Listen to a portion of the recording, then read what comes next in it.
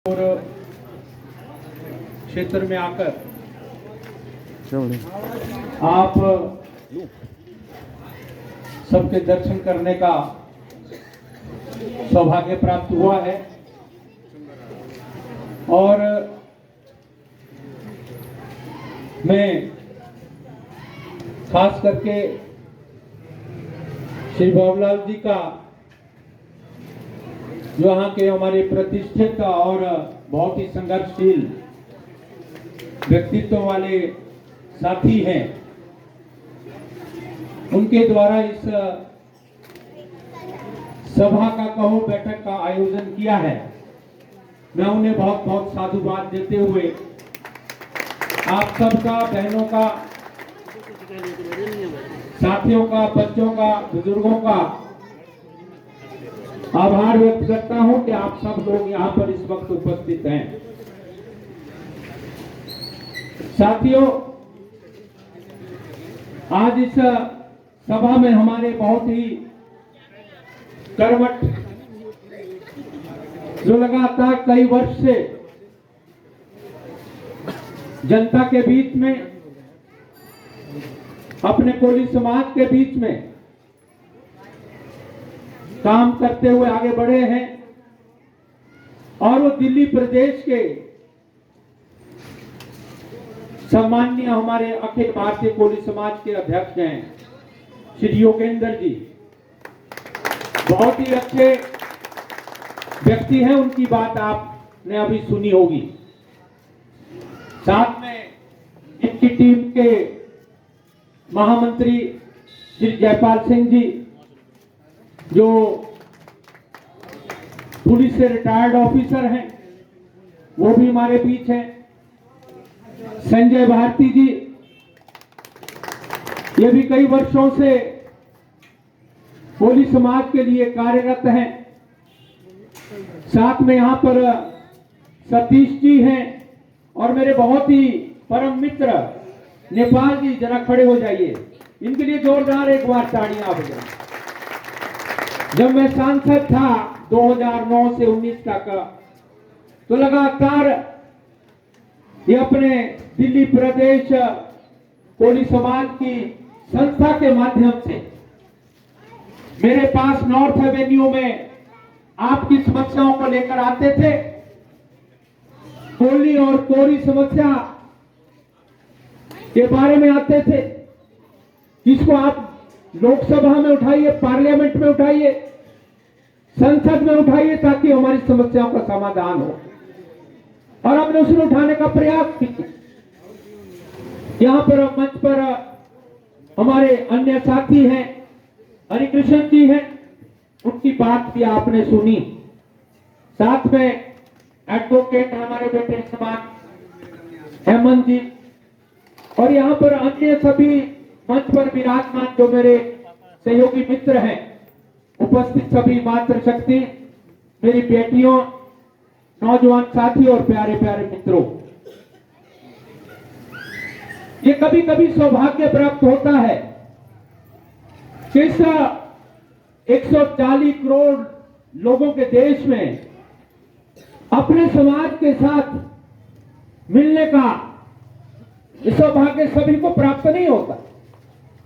इस रूप में हम सब इकट्ठे होकर, कोली जाति के लोग, कोली समाज के लोग, जिनका अपना एक बड़ा इतिहास रहा है, राजवंशीय इतिहास रहा है, क्षत्रिय वंशीय राज रहा है, वो आज किस प्रकार से सारे देश में कहां कहां पर वो तितर बितर हुए, किन किन परिस्थितियों से उनको गुजरना पड़ा, हमारे बुजुर्गों के संघर्ष से आज हमें बहुत खुशी होती है कि वही समाज आज दोबारा से संगठित हुआ है, आज दोबारा से अपनी वो शक्ति को पहचानने में आगे बढ़ने की कोशिश कर रहा है।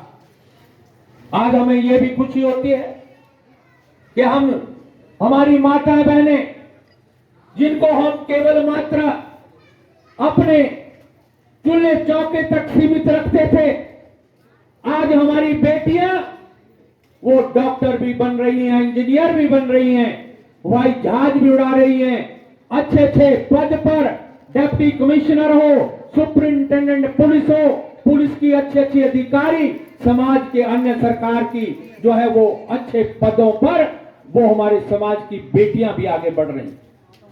ये क्यों हुआ है? ये इसलिए हुआ कि हमारे जो दोस्त मित्र हैं, उन बच्चियों के मां बाप हैं, उन्होंने उनको पढ़ाने का काम किया, उनको आगे लाने का काम किया, उनको केवल मात्र चूल्हे चौके तक सीमित नहीं रखा, उनको केवल मात्र घर के काम तक सीमित नहीं रखा। उन्होंने ये ठाना कि हम सब जितनी भी बुराइयां अगर हमारे बीच में आ गई, हमारे में आ गई है, उनको छोड़कर एक समय अगर खाना भी छोड़ना पड़े तो मेरी बेटी जो पढ़नी चाहिए। उसका कारण क्या है? क्योंकि समाज में साथियों, अगर एक बेटी पढ़ती है तो वो दो परिवार को जो है उसका सुधार करती है, और एक अगर बेटा पढ़ता है तो केवल अपने अपने परिवार के बारे में सोचता है।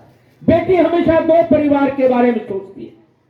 बेटी जो होती है वो जहां पर उसकी शादी होती है, ब्याही जाती है, वहां तो दिन रात परिश्रम करती है, अपने परिवार के बारे में, पति के बारे में, सास ससुर के बारे में, अन्य परिवार के सदस्य के बारे में काम करती है, उसके बारे में सोचती है। परंतु साथ ही साथ ये इतनी हमारी माताएं बहनें यहां पर बैठी हैं, ये भले ही शादी के बाद अपने परिवार को बचा रही है, परंतु अवश्य ही रात को जो है बेटे हमारी माताएं बहनें अपने परिवार की जहां से वो आई है, अपने पिता के परिवार की जहां की वो यानी बेटी रही है, उसके बारे में सोचती है मेरा भाई कहीं बीमार तो नहीं है, बीमार है तो उसके बारे में सोचता है भगवान ठीक हो जाए, मेरे बुजुर्ग माँ बाप हैं, चल फिर नहीं सकते हैं, मैं उनकी सेवा करने के लिए कब वो जा सकती हूं, तो उसके बारे में वो हमेशा सोचती है। ये इसलिए मैं कहना चाहता हूं, यहां पर सबसे पहले मैंने आते ही देखा कि हमारे मर्द भाई दोस्त लोग जो हैं, मित्र लोग हैं, उन्होंने आगे जाकर जो है वो कुर्सियां पकड़ ली। माता बहनें बेचारी पीछे पीछे, कुर्सी मिल गई नहीं मिली, किसी प्रकार से पिछड़ गई पीछे। इसके बारे में मैं कहना चाहता हूं, हमको अपनी माताओं बहनों बेटियों को अगर हम मान सम्मान सामाजिक रूप से नहीं देंगे साथियों, तो हम आगे नहीं बढ़ सकते हैं। ये मैं आपको कहना चाहता हूं, ये आपको शुरुआत करनी चाहिए। जैसे हम बुजुर्गों की मान सम्मान इज्जत करते हैं, आज हम इन बेटियों की इज्जत करना ये हमको सीखना पड़ेगा, इन बच्चियों को आगे बढ़ाना पड़ेगा। और मैं ये देख रहा था कि स्टेज पर कोई भी एक भी लड़की नहीं, एक महिला नहीं है। क्या इस इलाके की कोई ऐसी प्रतिष्ठित महिला पैदा नहीं हुए कोली समाज में, कोई यहाँ पर बैठने लायक हो? क्या ये बाबूलाल जी आपकी जिम्मेवारी नहीं है कि जो हमारी सबसे बुजुर्ग महिला यहाँ पर थी उनको यहाँ पर हमारे साथ बैठाते, सबसे आगे स्टेज पर बैठाते? तो मुझे भी लगता मेरे समाज की, कोली समाज की मेरी प्रतिष्ठित माता बहना जो है वो आगे बढ़ रही है। इसका आगे को ध्यान रखना चाहिए। जब तक महिला जब तक स्टेज पर नहीं आगे आएगी तब तक जो हम आगे नहीं बढ़ सकते। आपको मालूम है कि सरकार ने निर्णय लिया है कि 33% जो है वो आरक्षण जो हमारी मातृशक्ति को दे रहे हैं। पार्लियामेंट में बिल पास हो गया है।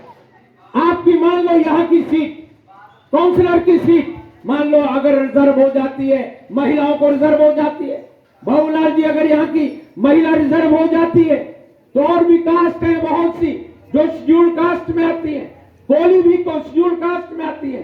आबादी आपकी ज्यादा है, परंतु आपके पास प्रेजेंटेबल कोई समझदार पढ़ी लिखी बेटी या हमारी बहन जो है वो उसके लायक नहीं है, तो वो दूसरा व्यक्ति, दूसरी महिला जो है उस जगह पर बैठ जाएगी। आप फिर ठन ठन गोपाल करते रहे। उनको बढ़ाना ये किसका काम है? ये आप सब लोगों का काम है, जो अग्रणी तौर से हमारे दोस्त, हमारे मित्र, हमारे भाई जो हैं आगे आ गए हैं, उनको ये उनका काम है। ये आपकी प्रायोरिटी होनी चाहिए कि जहां पर हमारी बच्चियों को आगे पढ़ाना है, लिखाना है, वहीं पर आप को ये भी देखना है कि समाज में हमारी माताएं बहनें वो भी यानी राजपाट करने वाली होनी चाहिए। ये मैं कहना चाहता हूं, ये मैं संदेश आपको आज खुला देना चाहता हूं। जिस घर की महिला जो सुबह से लेकर रात तक काम करती है। हम कई बार सोचते हैं, और ये हमारा दिमाग है, ये जो पुरुष का दिमाग है ना, ये खुरापाती दिमाग होता है, हमेशा गड़बड़ करने वाला आदमी होता है ज्यादातर। परंतु जो माताएं बहनें होती है, वो घर में सारे घर को ठीक तरह से मैनेज करने वाली होती है, व्यवस्थित तरीके से हर चीज को रखने वाली होती है।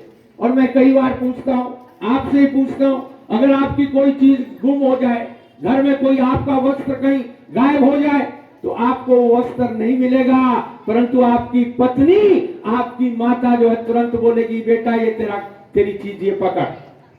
कितनी व्यवस्था के साथ वो कर सकती है। तो क्या वो देश नहीं चला सकती है? क्या वो यहाँ पर से काउंसलर नहीं बन सकती है? क्या वो विधायक नहीं बन सकती है? क्या वो सांसद नहीं बन सकती है? तो इसलिए आपको ये याद रखना है। मैं ये संदेश इसलिए देना चाहता हूं कि अब महिलाओं का युग आ गया है। मर्द जो है वो पीछे कोसों दूर जा रहे हैं। और मैं ये भी कहना चाहता हूं, माताओं बहनों को कहना चाहता हूं, जब तक आपकी भी मानसिकता बदलेगी नहीं, तब तक आपका भी परिवार आगे नहीं बढ़ेगा, आपकी बेटियां आगे नहीं बढ़ेंगी, आपके बच्चे आगे नहीं बढ़ेंगे। आपको भी याद रखना है कि जो आपके घर बहू आई है, वो भी किसी घर की बेटी है। उसके साथ सौतेला व्यवहार वो आपको भी नहीं करना है। कभी आप भी इसी घर की जो है वो बहू आई थी, आपके भी सास के साथ जो है वो व्यवहार किस तरह का हुआ होगा वो आप जानिए, परंतु उसमें सुधार होना चाहिए। जो आपकी बेटी किसी घर से आई है, उसको अपनी बेटी से ज्यादा अगर समझेंगे तो वो परिवार कहीं आगे बढ़ेगा। और जो बेटियां किसी परिवार से आई हैं, वो भी उसको समझे कि ये मेरे यहाँ के एक पिता में छोड़कर आई हूँ, एक मैं माँ बाप को छोड़ के आई हूँ, और दूसरा माँ बाप जो है वो मैं दूसरी जगह बैठी हूँ। वो प्यार उनको उस बेटी को मिलना चाहिए। ये मैं आपको मोटे तौर से कहना चाहता हूँ। मैं इसलिए कह रहा हूँ कि हम माताएं बहनों, हम अपनी बेटियों को, अपनी माताओं बहनों को हमेशा 2 कदम पीछे रखना चाहते हैं। वो नहीं होना चाहिए। अब जमाना बदल गया,